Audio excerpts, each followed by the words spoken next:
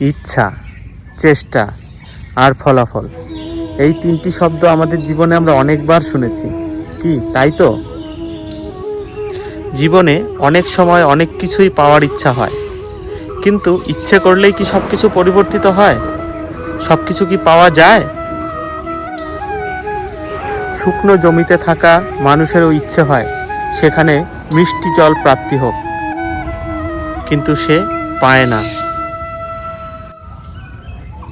কিন্তু যে কুয়ো খোঁড়ার জন্য চেষ্টা করেছে, সে কিন্তু মাটি খোঁড়ার জন্য কোদাল পেয়েই যায়। সে ফলস্বরূপ মিষ্টি জল পেয়েই যায়, সে কিছুক্ষণ আগে হোক বা কিছুক্ষণ পরে হোক। এর জন্য জীবনে শুধু ইচ্ছে নয়, চেষ্টা করুন, ফলস্বরূপ কিছু না কিছু পেয়েই যাবেন। রাধে রাধে।